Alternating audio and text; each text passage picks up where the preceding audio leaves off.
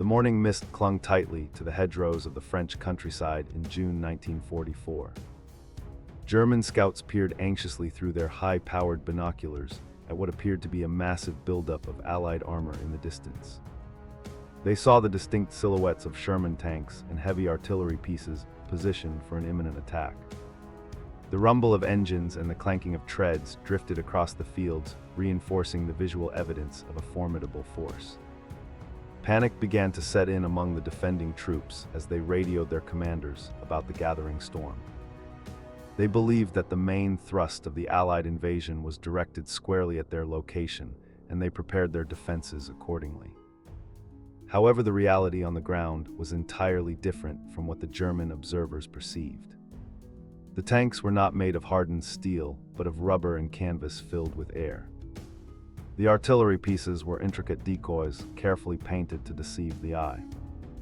The sounds of the approaching army were not coming from engines, but from massive speakers mounted on half-tracks playing recorded audio. This was the work of the 23rd Headquarters Special Troops, also known as the Ghost Army. These artists and engineers were risking their lives armed not with heavy weapons, but with creativity and illusion. Their mission was to draw enemy fire and attention away from the real combat units. The stakes could not have been higher for the Allied forces pushing into occupied Europe. If the German High Command discovered the ruse, they would realize that the actual point of attack was left vulnerable and exposed. Thousands of American and British soldiers would face slaughter on the beaches and landing zones if the deception failed. The success of the entire liberation campaign hinged on the ability of this unique unit to sell a lie so convincing that the enemy would commit their reserves to the wrong fight. Every inflatable tank and every fake radio transmission bought precious time and safety for the real infantry divisions maneuvering elsewhere. This brings us to the central figure of our narrative, which is not a single general, but the spirit of deception itself, embodied by the innovative minds throughout history who chose guile over brute force. From the ancient strategists of Greece and China to the intelligence officers of World War II, the masters of deception understood a fundamental truth about warfare. They knew that the mind of the enemy commander was a battlefield just as important as the physical terrain. They asked themselves how a smaller force could defeat a larger one, or how a direct assault could be avoided to save lives. The answer lay in the art of misleading the opponent. How have military leaders throughout the ages successfully fooled their adversaries into making fatal errors? What are the psychological principles that make even the most disciplined armies susceptible to tricks and illusions? We must look back at the clever ruses that have turned the tide of history. These stories reveal that warfare is often a theater where the script is written by those who can manipulate perception. The question remains regarding which specific deceptions were the most impactful and how they were executed with such precision that they remain legendary examples of military genius to this day. The reveal of these answers takes us on a journey through time, starting with the most famous deception in ancient mythology, which has roots in historical truth. The Trojan Horse stands as the archetype of military trickery. After 10 long years of siege, the Greeks realized that the walls of Troy could not be breached by force alone. They constructed a massive wooden horse and hid their elite soldiers inside while the rest of the army pretended to sail away. The Trojans, believing they had won the war, dragged the offering into their city. This act of accepting a false gift led to their total destruction in a single night. While the Trojan horse might blend myth and history, the strategies of Sun Tzu in ancient China were documented with rigorous clarity. Sun Tzu wrote in The Art of War that all warfare is based on deception. He argued that when able to attack, one must seem unable, and when using forces, one must seem inactive. This philosophy was brilliantly applied during the Warring States period. The Battle of Maling serves as a prime example, where the strategist Sun Bin used the tactic of reducing cooking fires to trick the enemy general Pang Huan. Pang Huan believed the reducing fires meant the opposing army was deserting due to cowardice. Sun Bin had calculated exactly how his opponent would interpret the visual data of the campfires. By creating the illusion of a disintegrating force, he lured the arrogant Pang Huan into a narrow, reckless pursuit. When the enemy arrived at the ambush site in the dark of night, they found a tree with the words "Pang Huan dies" under this tree carved into the bark. Before the general could react, 10,000 archers unleashed a storm of arrows. The deception played perfectly into the confirmation bias of the enemy commander, proving that a well-placed lie is more lethal than 1,000 swords. Moving westward to the Greco-Persian Wars, we encounter the cunning Athenian leader Themistocles. The Greek city-states were facing the overwhelming might of the Persian Empire led by King Xerxes. The Greek navy was vastly outnumbered and trapped in the Straits of Salamis. Themistocles knew that a direct engagement in open water would lead to certain defeat. He needed to force the Persians to fight in the narrow confines where their numbers would count for nothing. To achieve this, he sent a trusted servant to the Persian camp with a false message claiming that the Greeks were in disarray and planning to flee. Xerxes, eager for a crushing victory, swallowed the bait hook, line, and sinker. He ordered his fleet to enter the straits at night to block the escape, which tired his crews and disorganized his formation. When the sun rose, the Persians found themselves cramped and unable to maneuver effectively. The Greek triremes, lighter and more agile, smashed into the confused Persian vessels. The Battle of Salamis became a turning point in Western history, saving Greek culture from annihilation. It was a victory won not just by the strength of oarsmen, but by the whisper of a false rumor planted in the ear of a king. Centuries later, the Mongol Empire conquered the largest contiguous land empire in history, using a tactic known as the feigned retreat. Mongol horsemen would charge the enemy lines and then suddenly turn and flee in apparent panic. To the opposing knights and soldiers, this looked like a rout. Breaking formation and discipline, the enemy would chase after the retreating Mongols, believing the battle was already won.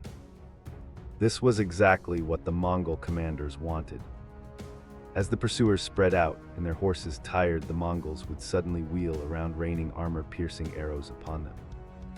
This tactic required immense discipline and horsemanship, as a fake retreat can easily turn into a real one if panic spreads. The Mongols, however, practiced this maneuver until it was second nature. They used it to destroy the armies of Russia, Hungary, and the Islamic world. The deception exploited the bloodlust and overconfidence of their enemies. By the time the opposing forces realized they had been led into a trap, they were often surrounded and cut down. The feigned retreat remains one of the most effective examples of tactical deception in the history of mounted warfare. The concept of deception evolved as technology advanced. During the American Civil War, the Confederate forces found themselves lacking in heavy artillery to defend their positions. In a stroke of ingenuity, they crafted what became known as Quaker guns. These were simply wooden logs painted black to resemble cannons. They were positioned in fortifications to intimidate Union scouts. From a distance, the menacing black muzzles looked ready to fire deadly canister shot. This visual deterrent often caused Union generals to delay attacks or proceed with extreme caution against fortifications that were virtually defenseless. General John Bankhead Magruder was a master of such theatrical tactics during the Peninsula Campaign.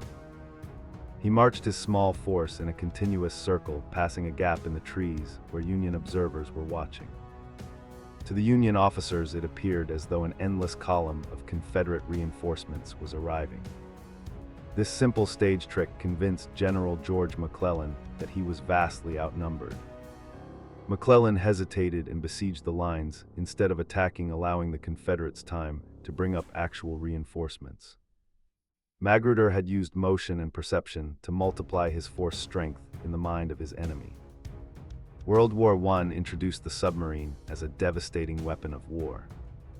German U-boats wreaked havoc on Allied shipping lines, threatening to starve Britain into submission. The British response was the Q ship. These were heavily armed merchant vessels with concealed weaponry.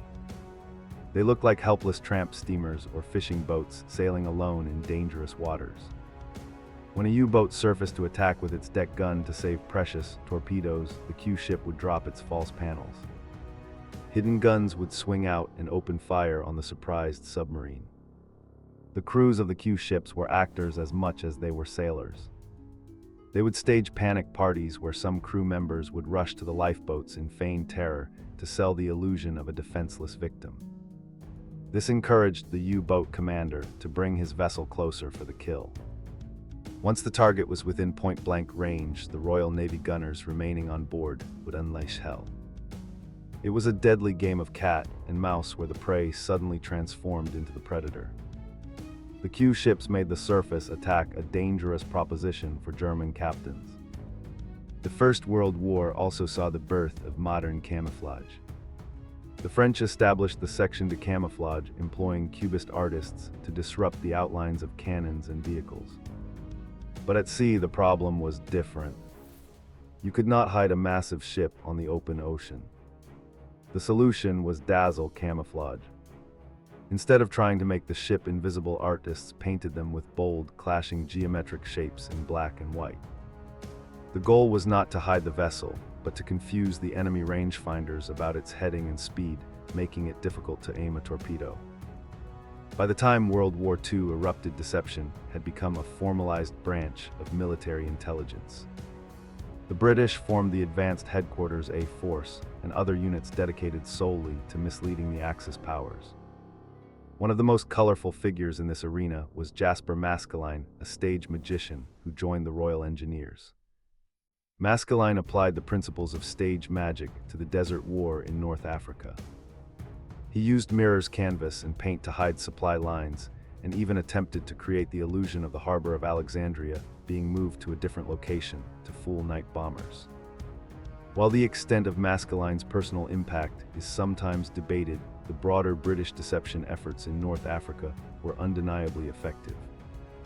They built entire dummy railroads and fake water pipelines to suggest an attack was coming from the south during the Battle of El Alamein. German General Erwin Rommel, the Desert Fox, found himself outfoxed by these elaborate preparations. He held his reserves in the wrong sector, expecting an attack that never came. When the real blow landed, it shattered the German lines and began the retreat of Axis forces from Africa. The most audacious deception of the war, however, was Operation Mincemeat. The Allies needed to invade Sicily, but the target was obvious to everyone, including the Germans. British intelligence needed to convince Hitler that the attack would actually target Greece and Sardinia. Two intelligence officers, Ewan Montagu and Charles Comendeli, devised a macabre plan. They obtained the body of a homeless man named Glinder Michael, who had died of poisoning. They created a completely new identity for him as Major William Martin of the Royal Marines. They dressed the corpse in a uniform and filled his pockets with personal items to create a backstory. There were ticket stubs, keys, a photo of a fictional fiancée named Pam, and love letters. Most importantly, they attached a briefcase to his wrist containing official-looking documents labeled Top Secret. These letters hinted strongly at Allied plans to invade Greece and Sardinia, with Sicily being merely a diversion. The level of detail was excruciating, ensuring that every scrap of paper and every pocket litter item supported the false narrative they were constructing. The body was transported by submarine to the coast of Spain and released into the water to wash ashore. The British knew that although Spain was neutral, its government was sympathetic to the Nazis and would likely share any intelligence found. As predicted, the Spanish authorities recovered the body and the briefcase. German agents in Spain were allowed to photograph the documents before they were returned to the British. The information was rushed to Berlin, where it was analyzed by the highest levels of German intelligence. Hitler was completely convinced by the documents found on the silent major. He ordered potent panzer divisions to move from France and the Eastern Front to Greece and Sardinia to repel the expected invasion. He even sent patrol boats to the wrong areas, leaving the waters around Sicily less defended. When the Allied armada appeared on the horizon off Sicily, the German defenders were caught off balance. The man who never was had achieved a strategic victory from beyond the grave, saving thousands of Allied lives during the amphibious landings. As the war progressed, the Allies prepared for the ultimate invasion of France. Operation Overlord needed a sister plan to ensure its success. This gave birth to Operation Fortitude, the largest deception operation in military history. The goal was to convince the Germans that the landings would take place at the Pas de Calais, the narrowest point of the English Channel, rather than Normandy. To do this, the Allies created a phantom army known as the First United States Army Group, or FUSAG. To lead this imaginary army, they chose the one general the Germans feared and respected the most, George S. Patton. Patton was placed in command of FUSAG and made conspicuous public appearances in the area across from the Pas de Calais. German intelligence could not believe that the Allies would sideline their best tank commander during the invasion. His presence alone gave credibility to the existence of the Ghost Army. The Germans monitored his movements, and radio traffic convinced that where Patton went, the main attack would follow.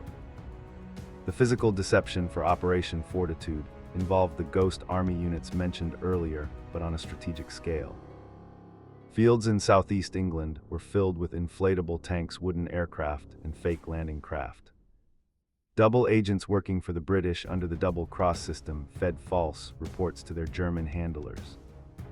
They described massive troop concentrations and vehicle depots that simply did not exist.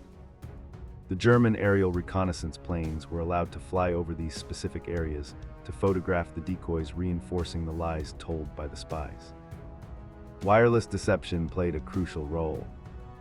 The Allies created a flurry of radio traffic, simulating the communications of a massive army group.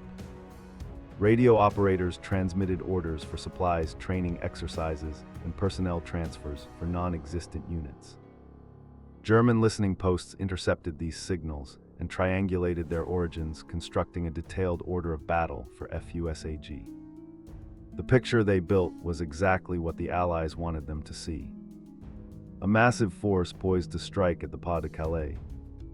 The crown jewel of the double cross system was a Spanish agent named Juan Pujol Garcia, code named Garbo. He was a master of fiction who created a network of 27 imaginary sub-agents. He sent voluminous reports to Berlin detailing the movements of the Phantom Army. His information was so trusted that the Germans stopped trying to infiltrate other spies into Britain, relying entirely on his network.